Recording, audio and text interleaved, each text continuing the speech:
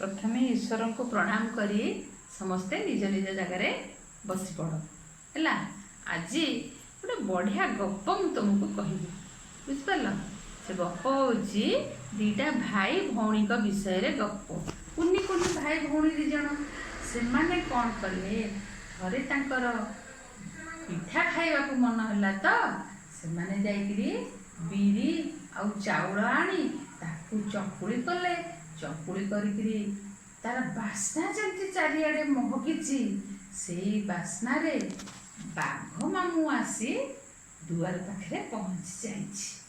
चटिया एक कथा देखी बाघ मामू को कही एवं बाघ मामू आसी भितर को चकुली पिठा खाइया को आउ टुना टुनी सिठी बाघ मामू को चकुली देइचंती।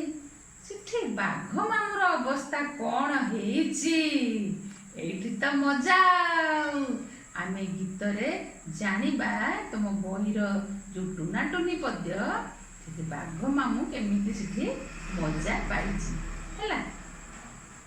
एबे टुना टुनी पद्यटी मु तुम आगे अभिनय सह आवृत्ति करुछि तमे मध्य भल भाबरे देखिबो मो सहित करिबो। टुना टुनी भाई भौणी आनिले चाउल चुना बिरी बाटिले चकुली कले कहिले चटिया ओना ओना ओना।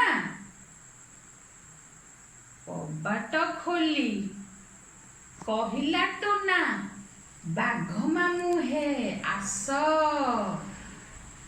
चटणी चीनी चकुली खाई चौकी उपरे बस। चौकी कला कट कट बाघ मामू छट पट।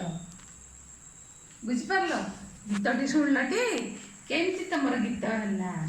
अच्छा ताले देख आउ थरे आमे ताको रिपीट करबा मु आउ थरे ताको करूची तमे पुणी मोहि सहित कर। टुना टुनी भाई भौणी आनिले चाउल चुना बिरी बाटिले चकुली कले कहिले चटिया ओना। कबाट खोली कहिला टुना बाघ मामू हे आस चटणी चीनी चकुली खाई चौकी उपरे बस।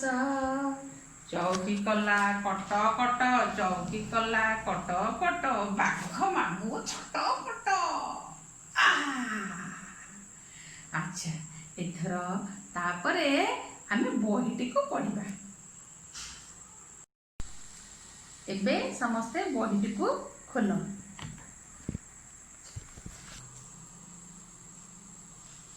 टुना टुनी भाई भौणी आनिले चाउल चुना बिरी बाटिले चकुली कले कहिले चटिया ओना। कबाट खोली कहिला टुना बाघ मामू हे आस चकुली चीनी चटणी खाई चौकी उपरे बस। चौकी कला कट कट बाघ मामू छट पट। आउ थरे मूल को आस मूल आउ थरे देखिबा आउ थरे पढ़ मो सहित। टुना टुनी भाई भौणी आनिले चाउल चुना बिरी बाटिले चकुली कले कहिले चटिया ओना। कबाट खोली कहिला टुना बाघ मामू हे आस चकुली चीनी चटणी खाई चौकी उपरे बस। चौकी कला कट कट बाघ मामू छट पट।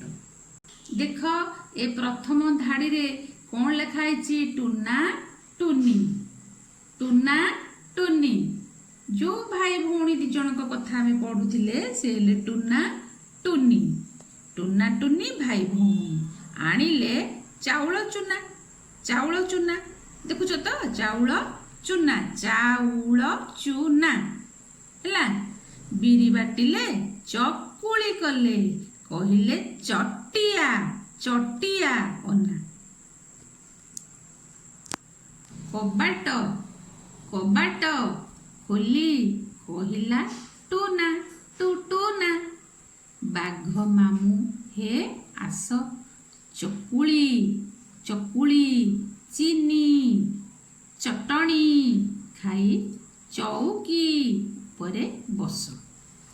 ଚଉକି କଲା କଟ କଟ ବାଘ ମାମୁଁ ଛଟ ପଟ। ଏବେ ତମେ ଗୀତଟିକୁ ଭଲ ଭାବରେ ମୂଳରୁ ଶେଷ ଯାଏଁ ପଢ଼ ଏବଂ ଯେଉଁଠି ସବୁ ଚ ଅଛି ତା ଚାରିପଟ ଗୋଲ କର ଏବଂ ଟ ଚାରିପଟ ଘର କର। ମୁଁ ଯେମିତି କରୁଛି ସେମିତି କରିକି ପଠେଇବ। ଚ ଚାରିପଟ ଗୋଲ ଆଉ ଟ ଚାରିପଟ ଘର।